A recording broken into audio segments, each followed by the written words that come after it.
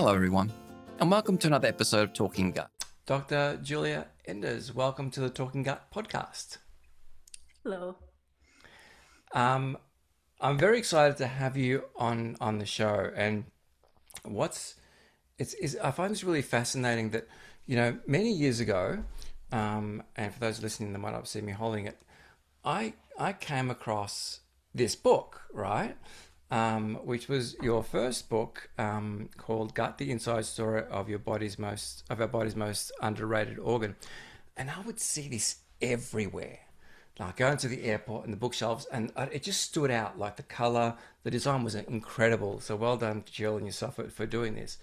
And it just because the area that I'm involved in is in gastrointestinal and gut, and so it just pinged me everywhere I went, and I went, I have to pull over and have a look at this, and I bought it, and I loved it. So as a way of sort of introducing this, so this is your first book, and it's called Damit Chame. Is that Damit Chame? Damit Chame. You could translate that to like charming bowels, I think. But the English title is preferred to be gut.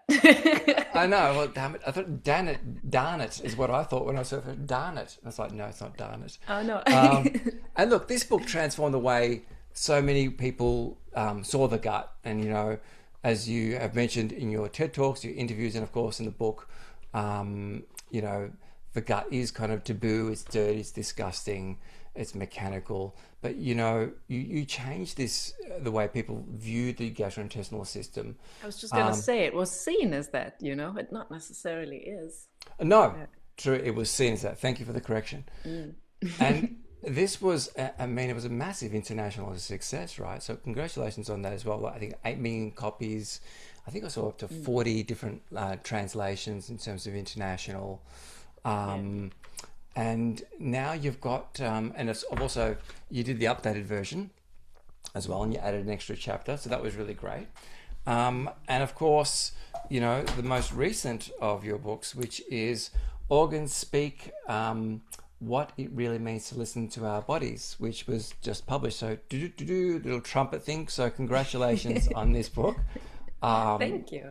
As I said to you off air, I loved it. It surprised me how much I liked it and what it meant to me. So, but before we delve into Organ Speak, I'm curious when you sort of look back.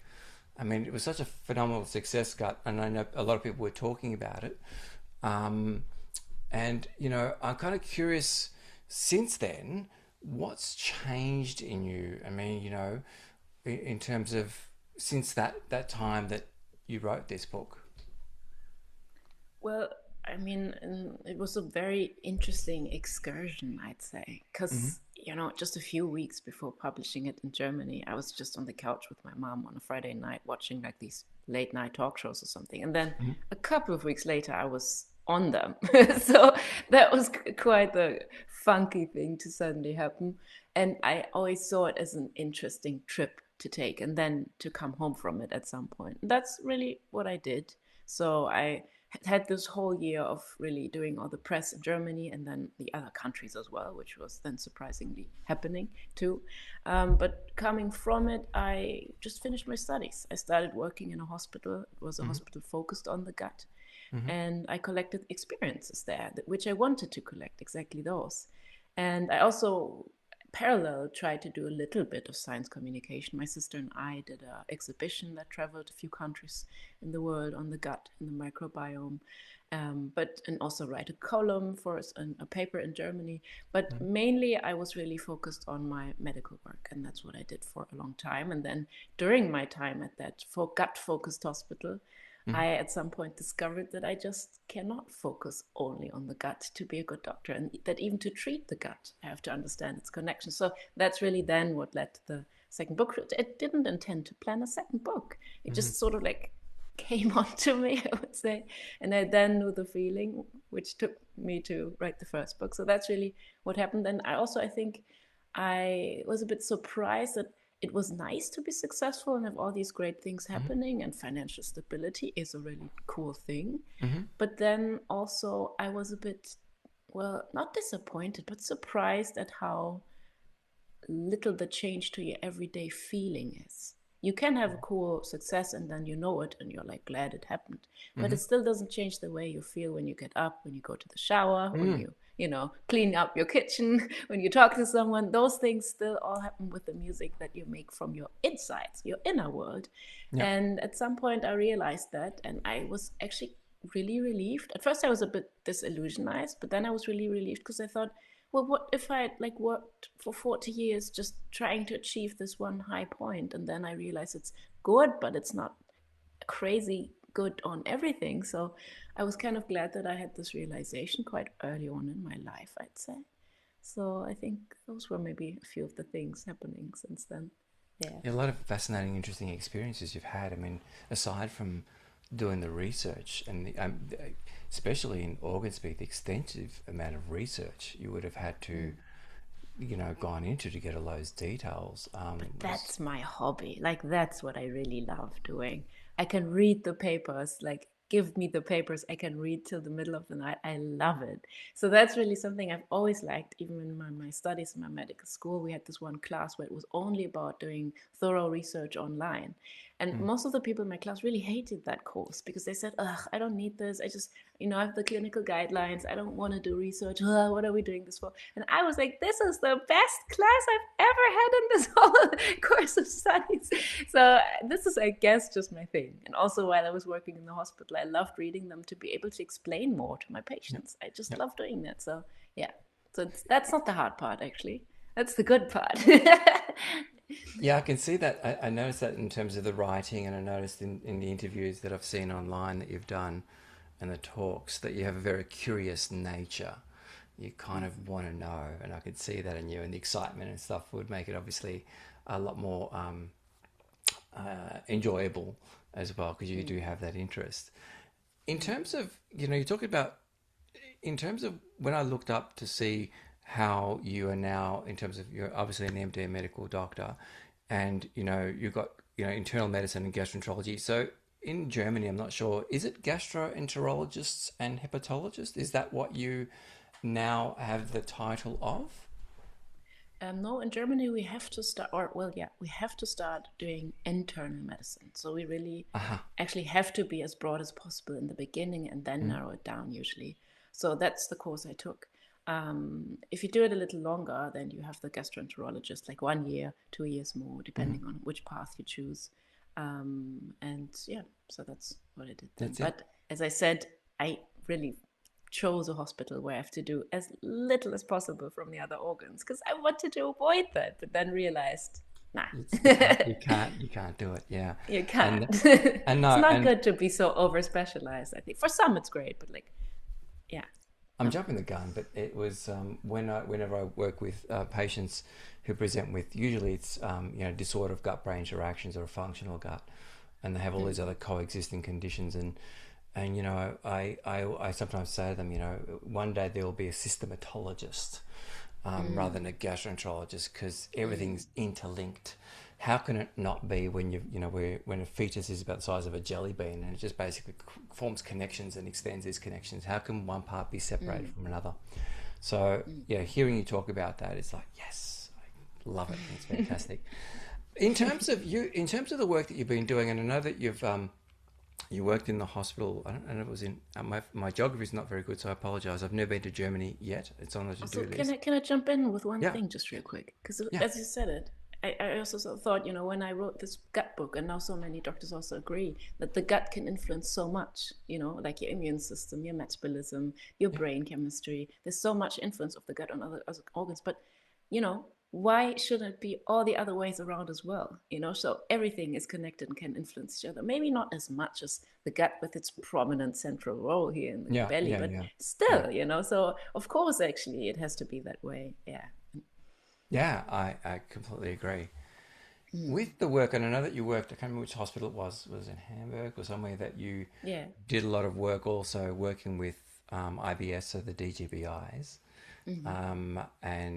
I think I take it that you would have learnt quite a lot about the history or the developmental history of patients in terms of, from trauma histories, the psychological comorbidities, and again other coexisting conditions and so forth. Such a oh, it's such a wonderful area, my perspective, to be involved in because you learn so much, not only about gastroenterology but about people, about the Mm. whole person or humans. In And in a terms of very honest way, right? Like yeah, people will really tell you. It's not like small talk on the street, but they want to solve a problem, so they really tell you. And yeah, to be taken, to have that privilege to see humans and lots of humans in a very honest light, I think is one of the great upsides of this job. Makes you have a really realistic look on life too. Yeah. yeah, I completely agree. And for myself, being a psychologist and working in this area, it's a privilege to have people talk about their most challenging experiences in life and to feel Mm. comfortable enough to share them and to be part of that is it's quite remarkable. It's quite a remarkable privilege, really. Mm. Yeah. In terms of the work that you're doing, in terms of, I know that I did look up some, I thought, I wonder if you've published anything. And I only came across one, and it's like it's published in Virulence in 2019, the Acinetobacter trimeric transporter adhesion atta controls key virulence traits of Acinetobacter baumannii. Um, Well, that's my doctoral thesis. Part yes, I of it thought it is was. my doctoral thesis because I I was thought it was. interested in microbes and the microbiome. So I really wanted to do microbial work and get into it to also really understand and be able to estimate all these studies on microbes and the microbiome better. When you've been Mhm. in the lab, you kind of can see a little bit of that. So that's what I did there. And also we did a little bit of like collecting data and making sense out of it at the hospital I was working at. But that was I think I left before that was published anyway. Yeah. Okay. But I had to, I was like, oh no, I'm just gonna, this is like very complex to read. So I chat GPT'd it and I said, do it in very simple terms. And it said, it's like a grappling hook that these Oh, bacteria what? have that A hooks grappling hook. onto, Ah, that okay, hooks yeah. onto the little hook that hooks onto the lungs and other organs. And I went, well, it's a pretty easy way of understanding it. You published there. You also did a Netflix documentary, Hack Your Health, which I found out you were going to be on it. I was very excited, and I was a bit disappointed that you didn't have more involvement in it, to be honest. But that was my expectations. Um, but in terms of all these different experiences, and I think you pretty much answered it, and I'm assuming you will answer it as we go along. I'm kind of curious. These experiences, what way have they shaped how you think about the body, and how you explain it to your patients? Well, I think one main thing that took me also quite a while to realize what it was, because in the first like few years, I just sort of feel it, but couldn't put a name on it. Mm-hmm. There was this pattern of people describing their body in these functioning terms, which Mm-hmm. I find absolutely valid and okay when you're describing something that's broken and you want it Mm-hmm. fixed, so to say, because those were the words already. Yeah. But also, after a while, I felt that it was in the way of really doing it well. I don't know how to see, it's still hard for me to say even now, but Mm-hmm. like when I had a patient saying, oh, this is broken, can you fix it, I need to function again for work. Or I even had, I think the most one of the most intense or extreme and memorable ones was a young woman who lost her baby really late in pregnancy, Yeah. and she was at our clinic for unexplained belly aches. Well, Mm-hmm. they didn't seem so unexplained then. And she kept saying like she had wanted to have this snapback body and she needed to function for her family and for colleagues and so on. And I just realized it is valid that we have a part of life where we want to function and where we want to things go great and achieve stuff. But I think society and like media and everything has pushed this narrative so much that it's become a bit too loud to have other narratives coexist, just coexist a little bit at the same time, just also be a living being, which is a miraculous thing to be alive. Very Mm-hmm. few atoms on this planet have the privilege to be in a body that's alive. Mm-hmm. So and to Yeah. really grasp this. And then I had these patients in admission who would talk like this because they would still walk around and just have issues, I'm saying, but have issues but still do life. And then in the afternoons or in other parts of my doctor workings, I had the patients that were about to die or that had a really, really horrible chronic disease that really made it almost impossible to be alive in a, just lively, light way. And so then that always made me realize, and the contrast was so stark, that they would suddenly appreciate so much being alive and having had a body. And they would suddenly realize it was so many years where they just dragged it through all these achievement things and things to do, and suddenly it had this value. And I just wanted people to have this feeling a little bit more early on and to incorporate it also in their lives. Not just, I'm not saying be in a hangmat and say, yo, I'm alive, that's so cool all day. But, just have a balance out of these two different aspects of daily things and daily livings. And I think that was one thing that I also really try to integrate more. It helps me, like when I'm really, really stressed in a week, for example, I just turn to my body and I'll be like, okay, I'll just do the things that are physically possible, because you know what? It's actually not possible to do more. So my body's the limit here and not the expectations of, and I'll do whatever my little body and I can manage to do. And that's exactly what I'll do, but not more, And it's just a funny sentence, because in your head, you will think it's actually relaxes you, but it's just the truth, because you cannot do more than you can physically do. So in many of these times, I think I realized that I can turn to physicality more in a world that grows so digital and abstract that it frightens us. It gives us anxiety. It makes us feel less than. We're just sort of broken machines sometimes. And yeah, I felt the body really fixes this really nicely for me, and turning to it again and really having it as something to draw from. And yeah, then I think that's the thing I developed to more. Yeah. Do you think, again, I mean, it could sort of go across both books, that, you know, writing certainly the first book helped you to better communicate with patients? And I've heard you in other interviews talk about how, you take care in communicating with patients and explaining to them where others don't do such a great job. Some don't know how, some don't want to. But do you feel like, I guess with both books, that you can sort of almost relate more to people or to patients specifically? Yeah, definitely. But that's just always really been my thing. Yeah.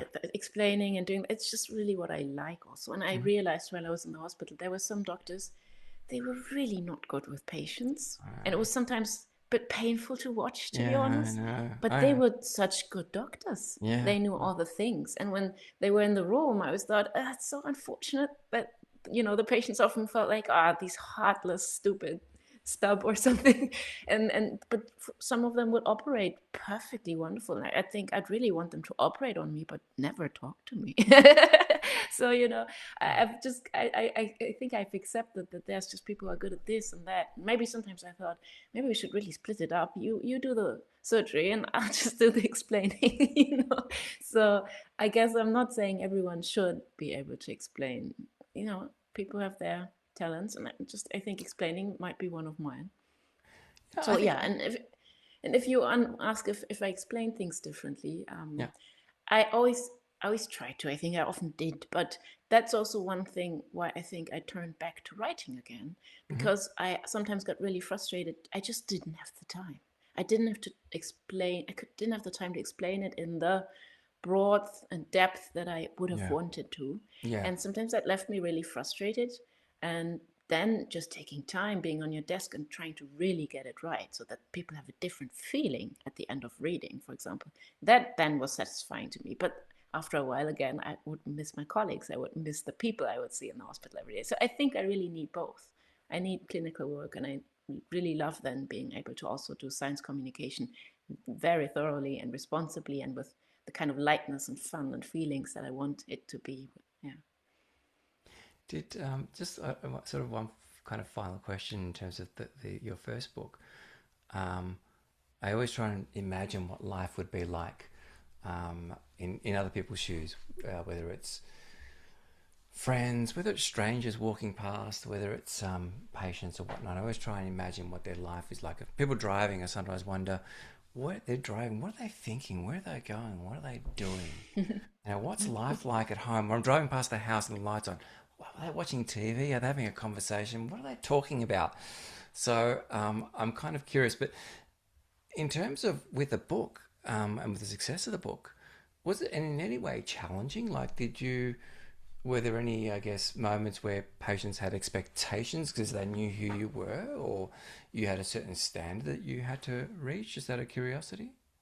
Very rarely, and I'd also Okay. say my colleagues were just equally good as I was, Yep. so in Yep. whatever they were good at. So it wasn't a big problem at work, and very few patients actually recognized me. I've even had one patient read my book while I was drawing blood and not noticing that I was actually the one drawing blood. Oh, they didn't know. No, that was really funny because That I is just had gold. I was just night shift, and I was just going around drawing Oh, blood from people who still needed it, and then was quietly drawing blood next to my own face on this book cover. So that was oh, funny, that and is I also. gold. And I also had a doctor very much at the end of my med school, which was who was asking me what direction I wanted to go into, and I said, well, I really wanted to gastroenterology. We were scrubbing up before surgery, and then he said, oh, I can really recommend this one book for you. It's like a gut book from like a young woman or something. And I was like, oh, Oh, thank you, that's a wow. very good advice. So I think I go unnoticed most of the time, which I really appreciate. Yeah. You've gone, here, look, mine's signed. I've got a signed copy of it. What just out of curiosity, gastroenterology. There's sort of two areas, right? Well, Mm. there's people that like, because I work very closely with a number of gastroenterologists, and there's ones that like, no, I'm an IBDologist. And I'm not saying that to mock them, but they just want to work with IBD. Or Mm. there's the hepatologist. I only want to work with liver. Or Mm. there's very, very rarely the unfortunately, and it can happen, and it does happen, where it's like, oh, I'm going to do DGBIs only, and I love DGBIs, and I know people that do, but the majority of them, I find that doctors are like, yeah, I see DGBIs, but I prefer to see more of the organic conditions. What area, is there any area specifically, or is it microbiome? Is there any area of interest specifically for you in gastroenterology, perhaps going forward, or? Well, in the hospital I was working at, we had a lot of IBD, Mm-hmm. IBS, and Mm-hmm. then we had a specialty which were motility disorders. Mm-hmm. So people who actually would have, a cramp in their esophagus, or people who had actually really interesting motility patterns in their large or small intestine. Mm-hmm. So we had a cool, like very cool measurements of way of like finding that out and then treating it locally, and had really good success with people who most of the time suffered for years, sometimes decades, from something that just nobody found out because it's rare to have these kind of diagnostics for it. Mm-hmm. So that was cool because then being able to tell someone it's not in your head, we see right there's a cramp. When you eat something, it just cramps right up and pukes it back up. So Yeah. it's not you having an eating disorder, which you tell all the doctors, but it's actually really your small intestine regurgitating it for some funny reason. We'll now Yeah. try this and this and then make it better. So that was really rewarding, people Yeah. being so grateful, and it actually sometimes, not always, but sometimes being also an easy fix. Mm-hmm. So yeah, that I think were the three areas that I worked in, and I really liked all of them. I would say I'm not the one that loves to do the video games, which I call the endoscopy.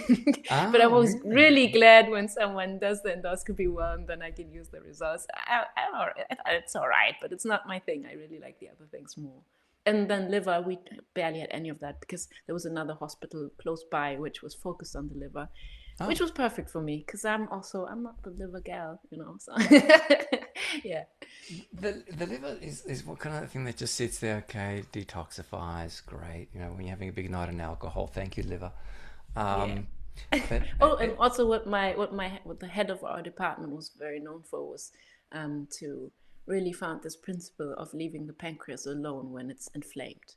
Pancreatitis was yeah, often treated with surgery in yeah, earlier times, high mortality rate, and he just sometimes at some point realized, I think if we just leave them alone, give them some fluids, it should be better. And he was really attacked for that a long time in Germany, and now it's standard and has such a low mortality rate compared to the surgery. So we also treated a lot of pancreas and of course cancers, but yeah.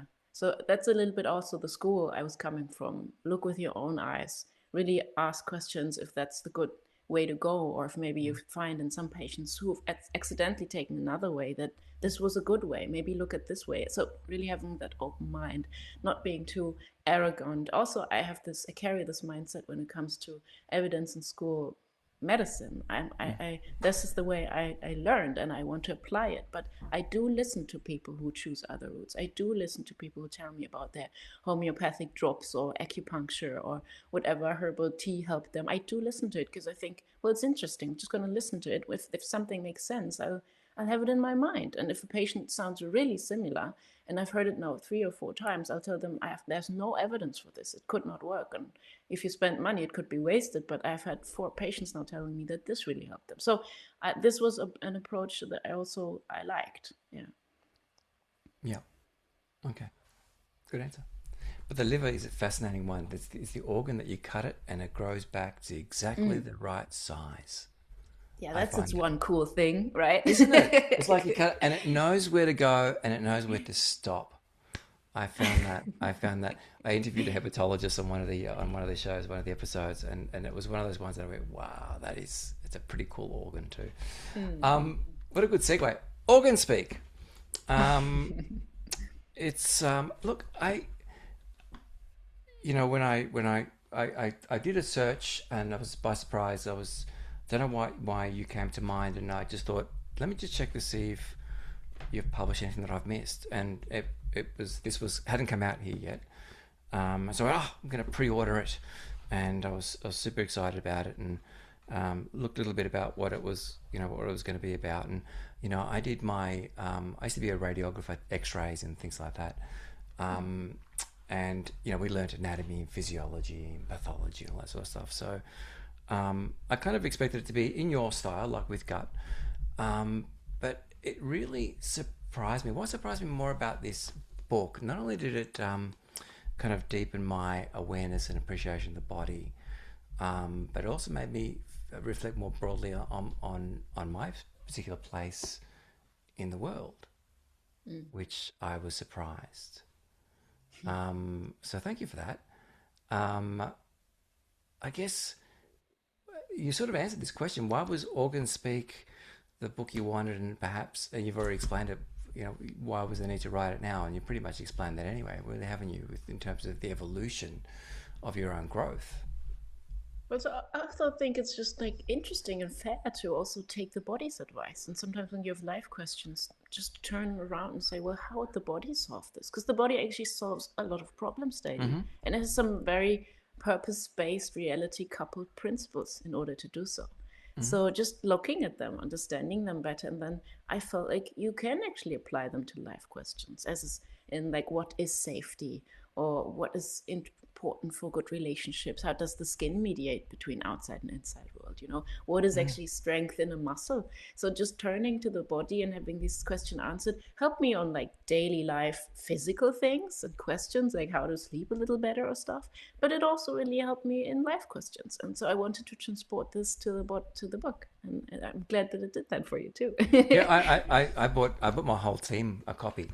Oh, so nice. I thought you've got to read this. I think that I'm curious to see what your experience is going to be of this. And I love the title.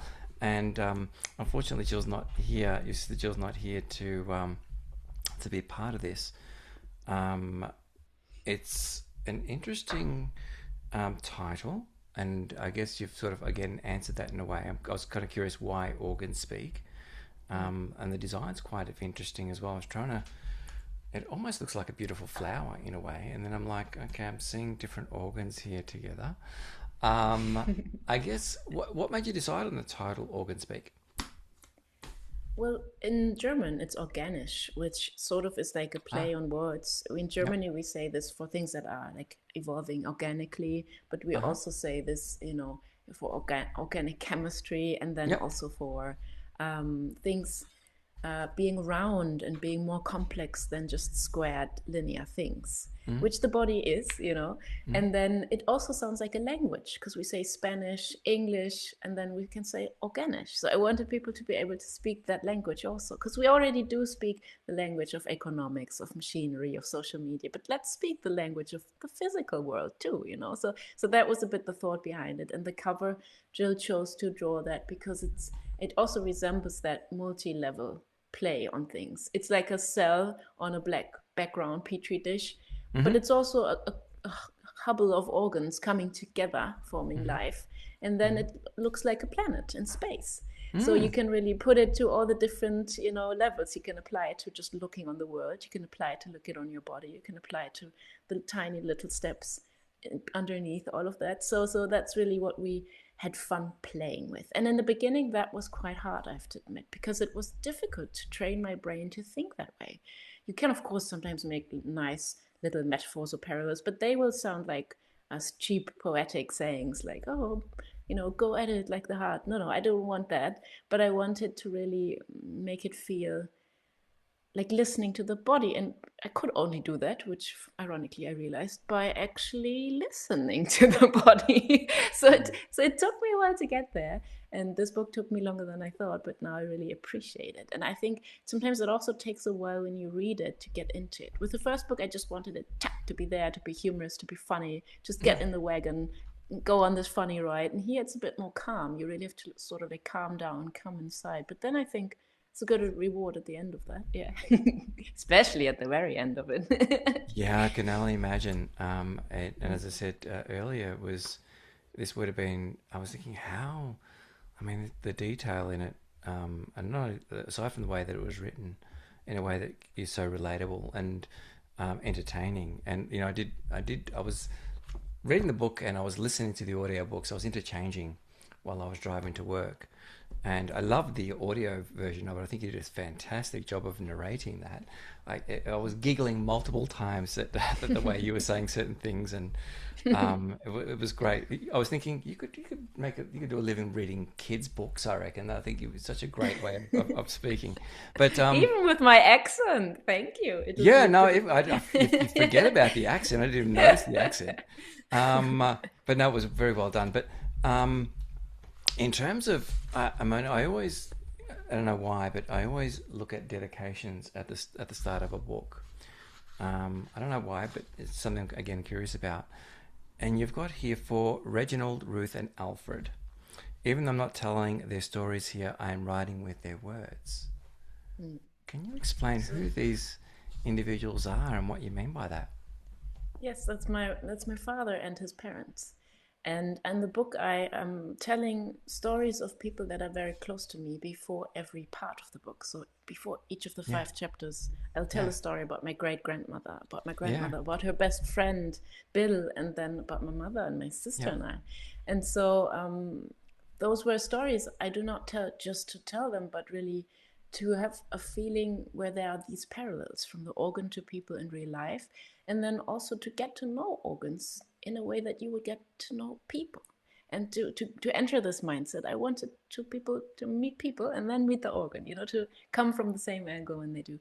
But I didn't want to like dismiss my father's side of the family. And actually, the way they influenced this book is they were always great storytellers, and the way they would talk in the evenings about all these funny things and make everyone laugh, that is something that I have from them. So I wanted to have that acknowledged as well.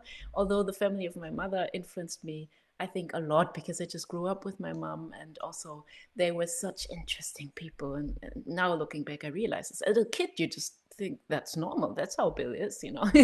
But then when you look back, you're like, this was insane. I can't believe I thought this is normal, but it's not normal, but it's wonderful. So I wanted to have all these stories in, and then also acknowledge my father's side as well. Okay, thank you for sharing that. One thing I loved about this, in terms of the organs, as I said earlier, are not really presented as isolated parts. We talked about systems, but you place them in conversation with kind of evolution and history and ecology and environment and human behaviour. I'm curious to know, what drew you sort of into that way of understanding the body? Can you say that so that I understand it more precisely? Sorry. Sure. I'm just saying that you didn't present the organs necessarily just the chapter. Let's talk about this particular organ. You sort of you place them in the conversation in kind of evolution and history and Yeah. ecology and the environment and even again Yeah. human behavior. I guess I'm curious what drew you into that way of understanding the body. That was really just this anger that I really also had to train myself to get into. Because in med school, oftentimes you really learn everything so separate. You could almost think they are separate, Yeah, but they're yeah, not. yeah, And then understanding so many things and how they're all interwoven, that is the organic way of looking at the body and life. And it is also just interwoven. Like when I worked in the hospital focusing on the gut, I had to realize after a while there was a fraction of my patients with IBS that just slept really badly. And in my opinion, I still think that until today, and we had yeah, some data supporting that, they had a higher pain yeah, level. So I was sort of like getting curious about that, and I would read about sleep and the brain. So I had to read about the brain. But when you then start to read about sleep and you really, you know, reach out, you understand that it's so heavily influenced by life, by air pollution, even maybe by economics because of the way we work during the day, by, mm, mechanical, technical things, light bulbs, and like everything. So I love doing that. And then I wanted to bring a little bit of that into the book as well, seeing how everything is so connected. Sometimes it's rooted in history, sometimes it's rooted in an invention of some material or something. So yeah, I love doing that this way. yeah. I completely agree. It's this interconnectedness, isn't it? We don't necessarily see it from our perspective. I always think about, I don't know why, but this whole macro and microcosmos and how the earth is almost like a reflection of the human body in some way, and the universe is perhaps even a reflection of the connections and interactions which we don't understand to our own inner selves in so many ways. So, yeah, it's fascinating how the similarity, we exist in this systemized unseen relationship of everything outside of our body, but it's also happening within our bodies. And maybe also the gut is a really good organ to enter this way of thinking. Because in after a while, and I think this was even a paradigm shift when I was starting work, so really not so long ago, that you have to forget about this arrogance of medicine that you study this one organ and now you know everything. No, because Mm, you have to realize it is also just the food the people eat, which at mm, some point still some doctors won't really acknowledge. They subscribe like tablets for this and that, but they will not ask their patients, well, how do you actually eat when they have gut issues, so just this first burden of arrogance falling, and then also realizing it's not only what we eat, it's also this and this and this that comes into play. So I think the gut actually probably prepared me for that way of thinking already. Yeah. yeah. And each chapter, and you've already mentioned it, so you've already started the questions. I loved, you started each chapter by the different systems, if you like, or the different organs, and you started with a personal story, which is very different to the first book. What made you decide to go different in that regard, in that way? Well, my fear was to just have it a information book, just giving information that is interwoven or something. So I wanted really that personal touch. And then, very practically speaking, in the beginning, I had quite a hard time writing about other organs. I really love the gut; it's still my favorite one. Yeah, And yeah, then suddenly having to talk about the others, I had a difficult time. So I went to a friend of mine who's a couples therapist, and I said, "How can I have a better relationship with these other organs? I feel like I have a very good one with the gut, but like, how can I improve the ones to like the yeah, lungs and the immune system and muscles? I've never really understood sports. It seems so senseless to just move things in order to move things. So, so there was this moment when I asked her that question, and then she said, "Well, do the organs remind you of someone you know that you appreciate? Maybe that could help." And that was such a door opener, this question, because they do absolutely remind me of people. The lung with this soft, passive way of just following the muscles around it to breathe. I yeah, always didn't get much out of that. I didn't felt like it was an impressive organ, but suddenly realizing this passiveness and softness reminded me of my great grandmother, which I do appreciate deeply. She was yeah, soft and accommodating, but through that, she made so much possible in order for the family, for everyone to thrive and to like, she wanted things and she got them, just in a very different way from our society that thinks you have to put the elbows out and be so edgy and tough all the time to be successful, to get things. No, my great grandmother got things, but in a very soft way, and so do the lungs. You know, they're very soft, but they get the most important of all things, oxygen. So suddenly there it was, and then this really made it fall into place, and me being able to write way more easily and with a love that I find important when writing about the body. I don't want people to close a book and then have all this cold information and feel a bit educated, but still like weirdly detached from their body. I want them to close the book and suddenly have this hugging feeling of appreciation, knowledge, and just wonder maybe a little bit. And also a way of feeling empowered to actually cooperate with their bodies better. So to approach this with people that I really love, I think made me set the tone. I hope so, at least. Yeah. Yeah, it did. It's interesting. The great grandmother's Maudie. Is that how you pronounce? That's her name. Moody. Yeah, it's Moody, like Moody. tired. It's like being Sleepy, you tired, said, but yeah. in a cute way. Yeah, sleepy. It's funny because I pictured her as very strong. I don't know why. I think something about Because you mentioned. softness can be incredibly strong, That's and the yeah. body That's a made good me point. realize. I mean, we have this poster saying, the water forms the stone, but it is actually true.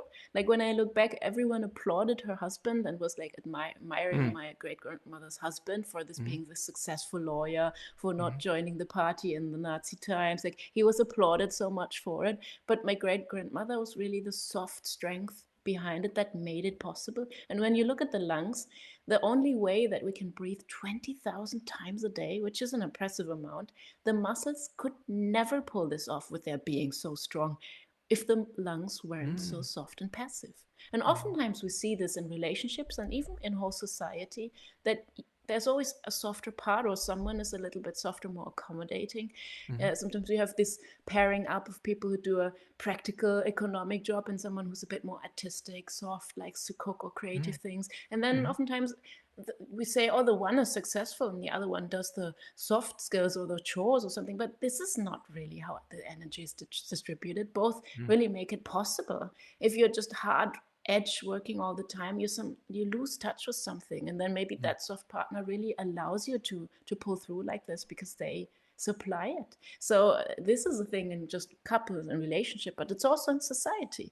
We see mm, that we have the workforce saying, oh, they really do all the work, and then women do so much, or well, men too sometimes, but predominantly women do all this soft work of care work, mental load, caring for elderly people, caring for children. And it's sort of a weird parallel socialistic system within a system that pretends to be wholly capitalistic, which it is not, because suddenly we have these unpaid labor who do it for the common good, in air mm, quotes, which is the soft side, which is underappreciated. But you know what? It's not underappreciated in the body. That's where the lungs are put at the central spot. If they're not there, we die within minutes. So I really like to sometimes look at the values of lives and of society through the lens of the body, because it actually really provides quite a few places where it questions those and puts them into perspective. And with the lungs, for example, that was one of those times where that did it for me. well, that's the first chapter. Let's, you've gone to the other chapter was you moved on to the immune system, and that's where you started talking about your grandmother, Hetty's best friend Bill, Mm. and lovely story. I really enjoyed the beginning of the chapters and hearing the stories about your family. Mm. She sounded really remarkable as well. Um, and it's interesting how you went again talking about Bill and then moving towards the immune system more than just being sort of defense and attack. Um, what do you think people most often misunderstand about immunity?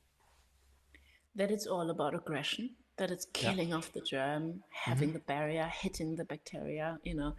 It is partly, but it's really not all about that. And if it were, it would be super energy inefficient, because causing all kinds of inflammation all the time would really be a wasteful thing to do. So really the immune system is about more than that. It's about curiosity, about self-knowledge, about tolerance, even Mm-hmm. maybe equally as much as it is about defense. So if you don't tolerate things, you have horribly like very horrible chronic diseases, sometimes wasting diseases, really dragging you into life-threatening conditions. So it is really not all about this. And I also wanted people to understand this perspective because it makes quite a few diseases feel different. And I experienced this firsthand with my patients having IBDs. So morbus Crohn or ulcerative colitis.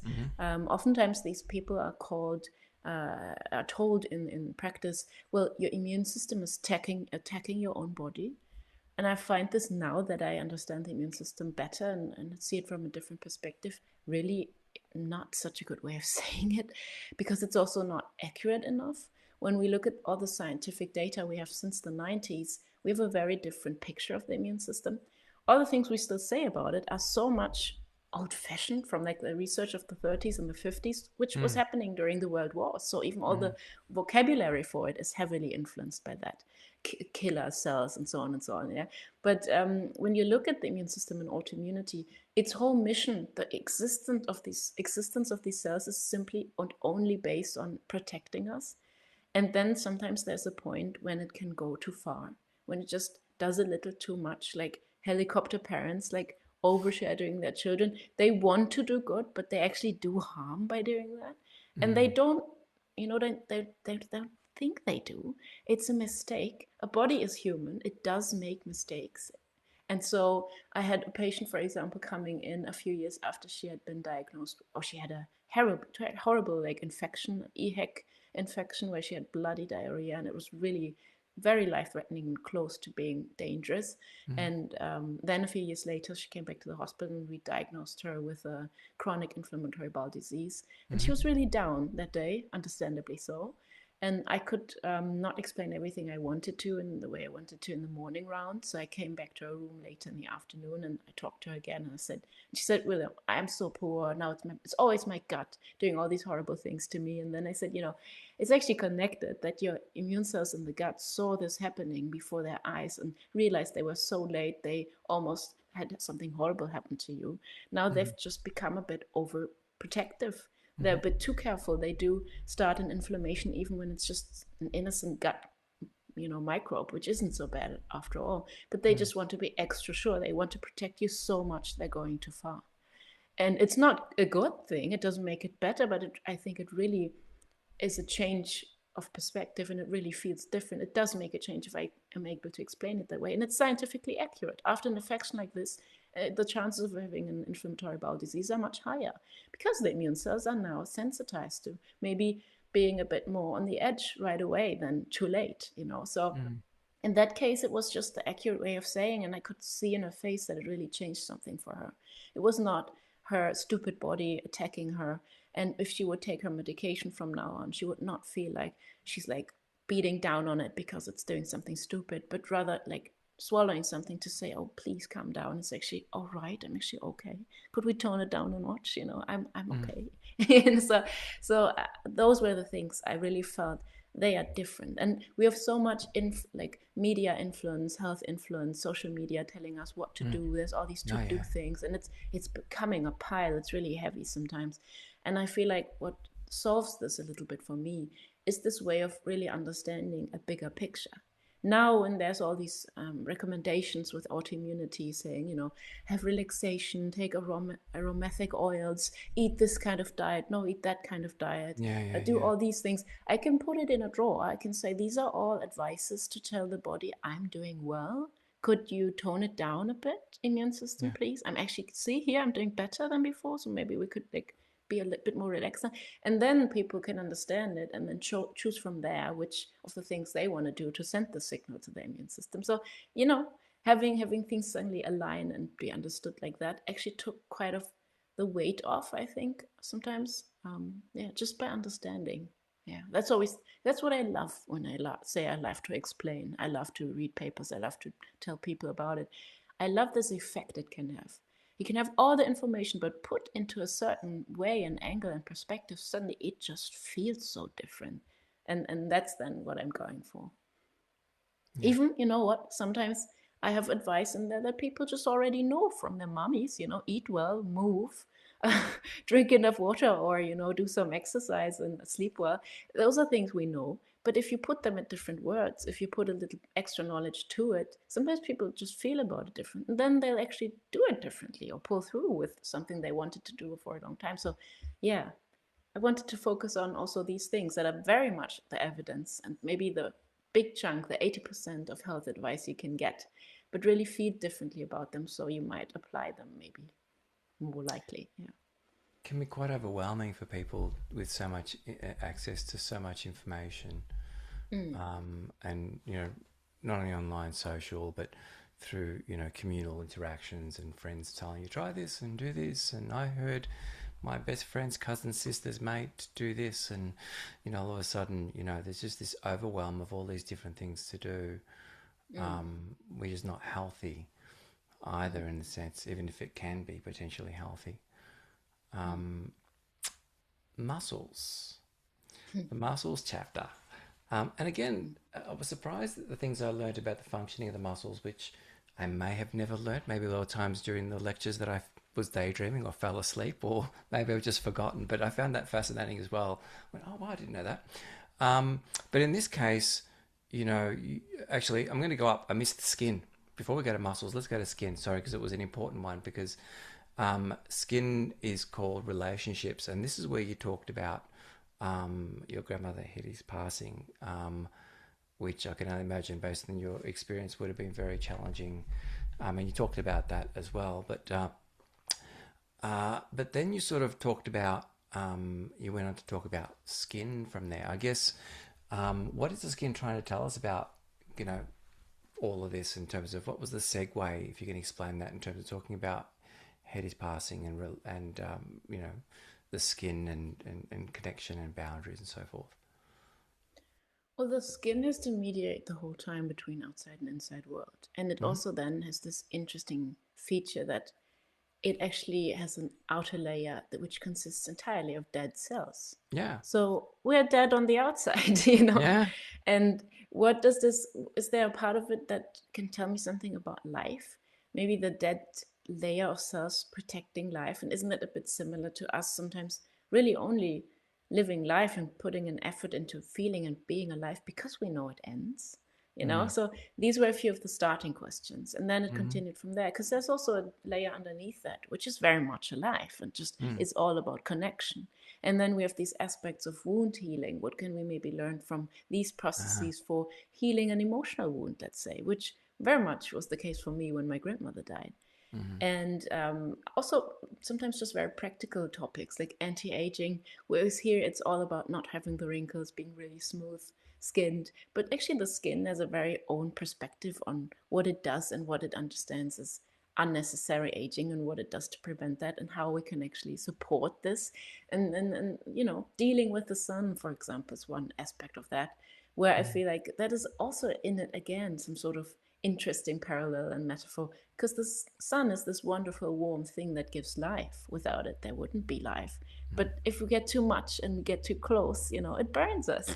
And it's very much like it can be with love and relationships. We have to always have this very good balance of having enough warmth and enough friendships and turning to other people, but also really protecting our insides, our very core, from being too much in the whirlwind of everything and everyone else. Really also taking care of that, which we do with sunscreen, by the way. We take care of the core of a cell by applying sunscreen, which then will not have too much energy coming in, so the core of the cell is not damaged by that.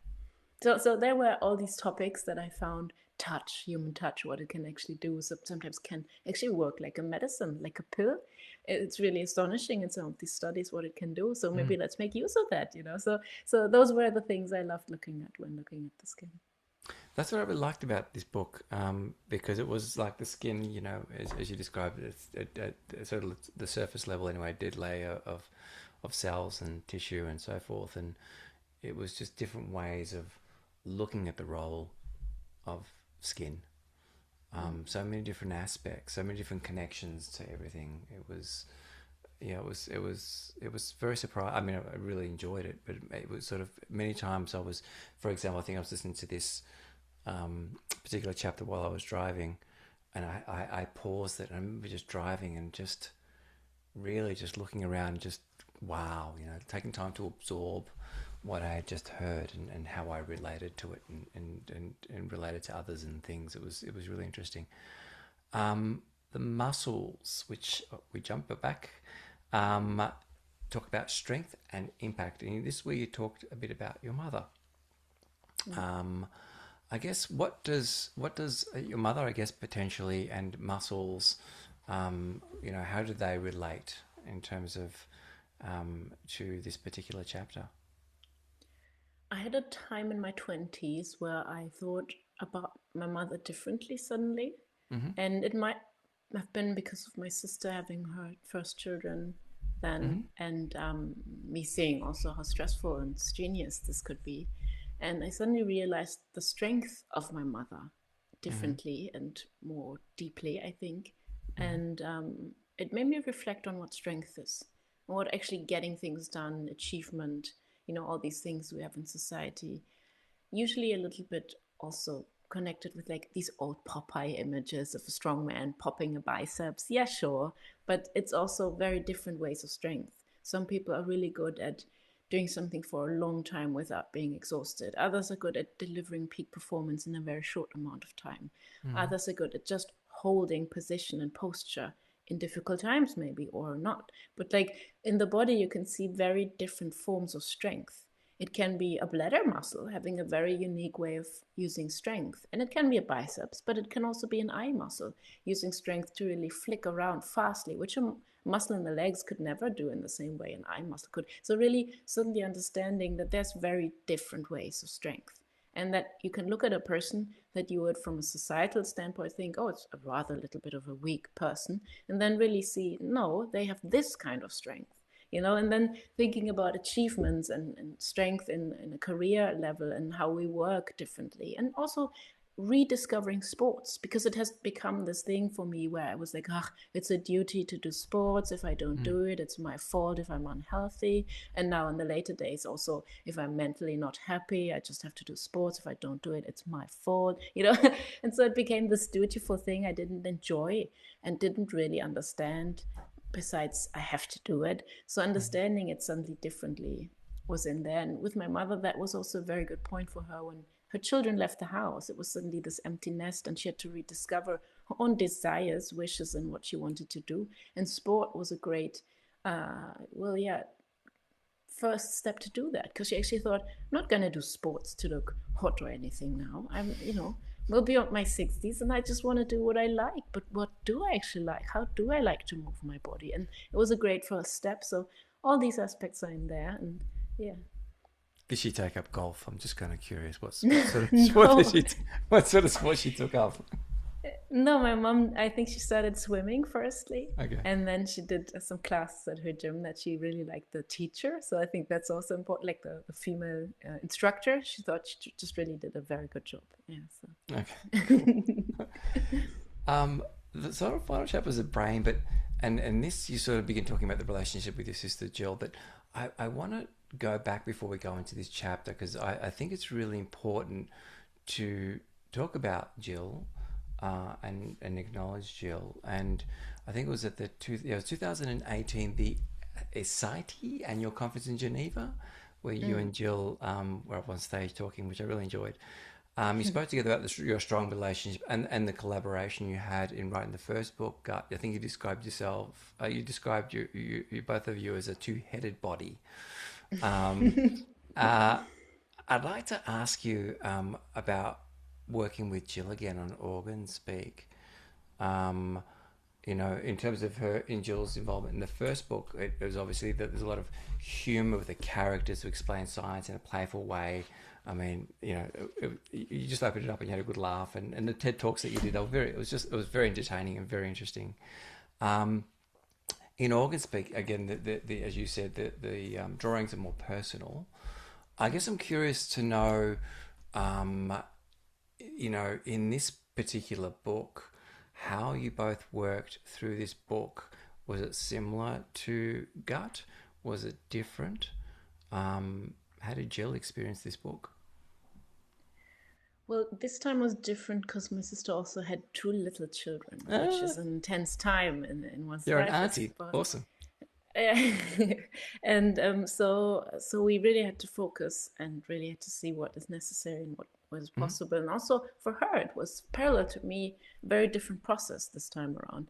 And Mhm. she had to teach herself a completely new technique of watercolor paintings, where she Mhm. would layer the different colors over each other, sort of like Mhm. cells in the body are layered, and be more realistic, a bit more, calm.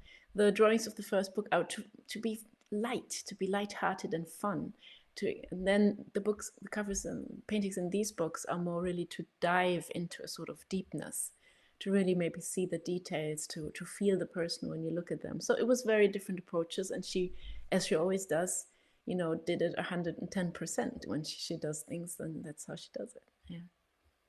So I imagine the collaboration was very similar in terms of going backwards and forwards and the support Less and of really, that, less of that. yeah, I would have loved less of that that. to be more, yeah, less of that, because my sister was just busy, but she Busy. was there still. She was Yeah. always in my back, and she would read along, and we would Yeah. talk about the images. And so it was different. Everything was a bit more calm, mature, focused. The first book was fun chaos, and the second was like coming to calm. Yeah. It does feel like an evolution of self in a way. Mm. This book, yeah. In terms of the final chapter, the brain. What I mean, you would have learned a little bit about, of course, learned about the brain in your studies and so forth. And again, you talked about your relationship with Jill in this chapter. There's a drawing of the both of you. Um, what would you say about the brain? That I had a really good time tearing it down in the beginning, Ooh, because it's actually, I think, a bit overvalued or seen from the wrong angle. We oftentimes see it as this boss manager in the head, commanding the stupid flesh mountain underneath it, which I think is the wrong perspective. And I wanted to feel more like an organ that's actually based entirely on relationship. It's based on connecting nerves into thinking patterns. It's based on connecting information from the outside world with information from the inside world. It's also very different brain parts having to be in connection and good relationship with each other, which oftentimes they're not. And a perfect time to realize they're not is when you're sleeping and they're not getting along, and one wants to get up and the other doesn't, and you just wake up in the middle of the night and feel tired and you can't fall back asleep. So these are all these things where you have to suddenly understand it's not a perfect boss, and when it doesn't do things perfect, it's stupid, broken, flawed. No, it's entirely made up of relationships, just like the relationship of my sister and I. And when you want to really meet it, or really uh, go from a bit more of a progressive standpoint, you have to fix the relationships in the brain. And I hope to do with the book that I fix the relationship a little bit between the body and the brain, because it's not like the brain is the smart thing setting us apart from every other animal, and then the rest is just stupid and doesn't have to do with it. Really, the organs and the development of them, and also the development of the brain and the lower so-called primitive areas of the brain, are actually laying the foundation for things that are higher up.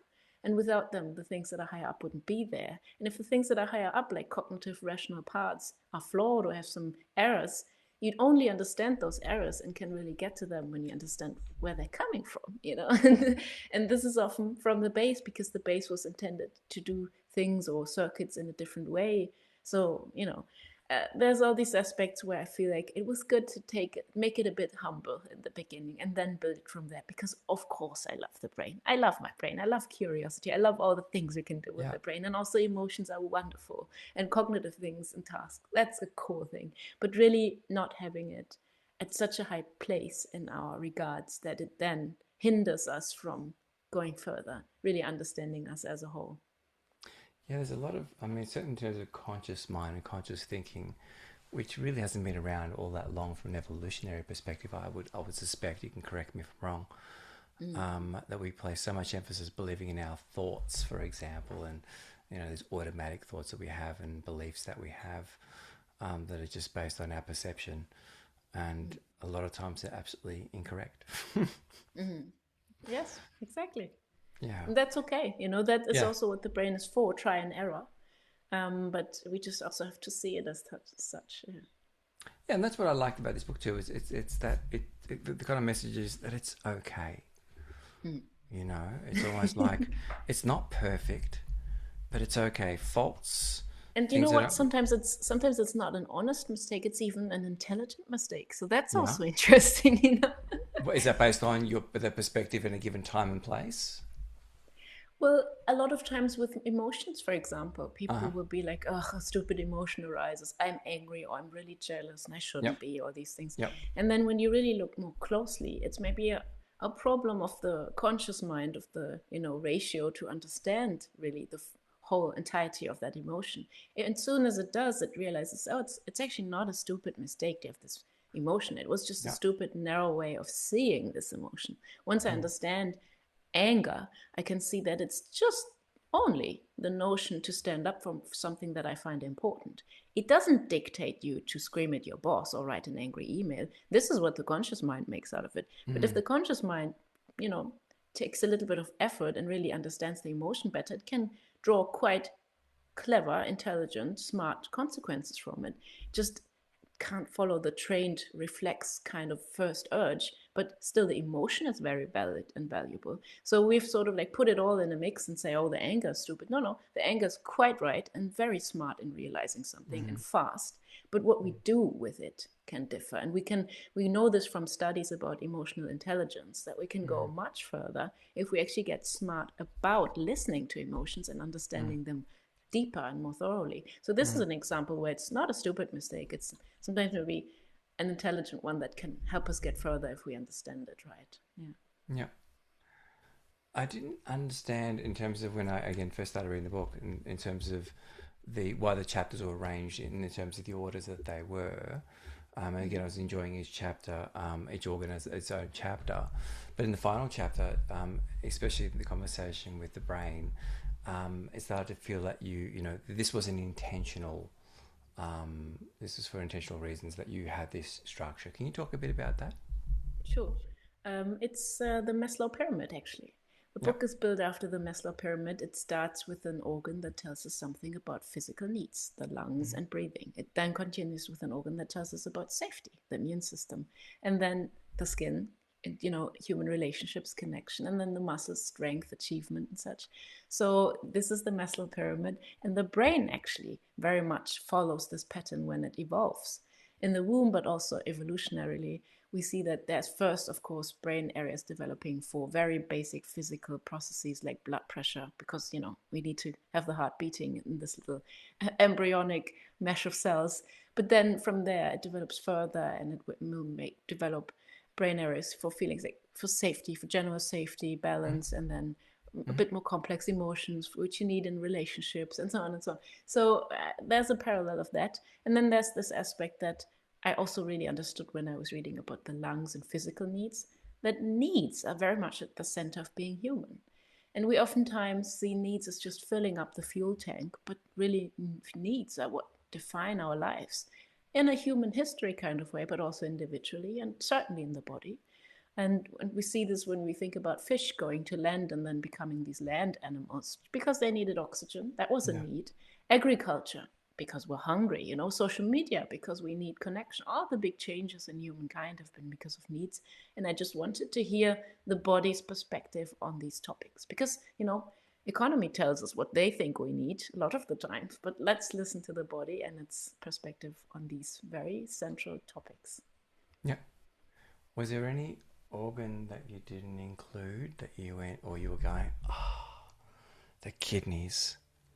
Two of them, they're kind of cute, they're on the side, they're filtering out, they're glomeruli and just, all this amazing. I was fascinated by the kidneys, but was there any organ, we talked about the liver, any organ that you were like going, oh, do I want to include this? Do I want to exclude this? I was quite happy with the selection, I have to say. I've Mm-hmm. often been asked why I didn't include the heart, and then I just Ah. always say I have. It's actually in there. It's a Mm. muscle, Yep. so it's Yep. in the muscle area, part Yep. of the book where I talk a bit about the heart as well. But of course, not in depth as you would if you would just write about the heart. But also, I never intended to write a book like I did the gut book, Mm. just really focused on the gut, and I can do so because I really know my stuff well there. I really read a lot about it, but I would not consider myself an expert on all these other organs. That would be an over, exaggeration or arrogance of mine. I just wanted to draw the things that you can actually learn and be interested and inspired from. So it's just a chapter each organ. So I wouldn't go in depth, and so I wouldn't also go in depth with the heart as much as maybe some people like. But it's already, I think, a good start, these 5 areas. Yep, I think I agree. Was there anything that's, when you were doing this research, and for the listeners, I mean, you've actually referenced the research in here in terms of on all the chapters, because if people are really interested in this in more detail, they can certainly go through it. I did count how many references, but I can't remember where I wrote the number. There's quite a few references in there. In terms of when you were doing this research for this book, and I think I saw an episode. It took about 4 years. Was that correct? Yes. Yeah. It would have been 2 if Jill helped you. Sorry, Jill. But was there anything that surprised you? Like, were you constantly surprised, going, "Well, I didn't know that either," and this is really fascinating? I mean, I had this moment all of the time. I tried to include all of these aspects. I think I was a bit surprised sometimes at how we have topics floating around in general communication and discussion, like happiness. Happiness is on so many book titles. It's in recommendations. It's on social media. It's everywhere. But then hardly have I ever, or actually I had never come across just someone explaining the cells that mediate a feeling of happiness and content in the brain. I had no idea how they work.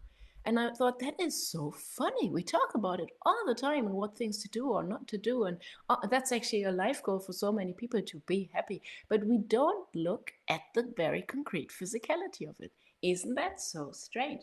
And I think this was also a moment I had back with gut, where I thought, we talk about diets and all these things, what to eat, what not to eat, but no one looks at the thing digesting it. What's up with that? And so I had this moment with the brain, and I had a really interesting time writing about the reward system, about addiction, about feeling good, feeling content. And I think to me it was just surprising at how little the physical component and perspective is actually taken into account in so many levels. Also just the political levels, politicians bragging about hardly getting any sleep when they have an important session or something. I just thought, that's horrible, physically speaking. I want you to be well rested when you make those important decisions. So I think this was a reoccurring thing where I was really surprised at the lack of physicality. At the end of the book, you calculated what it would cost to build a real humanoid body today. And I think you mentioned about $11 trillion. Quite a big number, isn't it? So, well, it's about 11 Elon Musks at the moment. So, and that kind of really stayed with me. Another Elon Musk part, the value.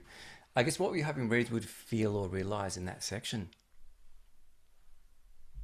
Sorry, what was the last sentence? What were you hoping readers would feel or realize in that section where you're talking about that in terms of what it would cost? Well, I really wanted people to have this sort of counterbalance, counterweight, because we're always screamed at that everything else is very valuable and important. Like some rich person is important because they have all this money. Some company is important because they're so large and big and powerful. Yeah. But you know what? A body that was built over millions of years, perfecting every sort of step and layer, that is pretty valuable. And, just putting it into perspective by using these economic value measures like money, I think really sometimes could help open people's eyes for that. So I wanted a counterweight. Yes, that's what I wanted. I think someone's going to be reading this book and is going to walk into their office and go to their boss, I'm worth $11 trillion. It's written, it's fact. I want a raise. Look, we're heading towards the end of the interview, and thank you for your time. Really appreciate it. We've gone a bit over, but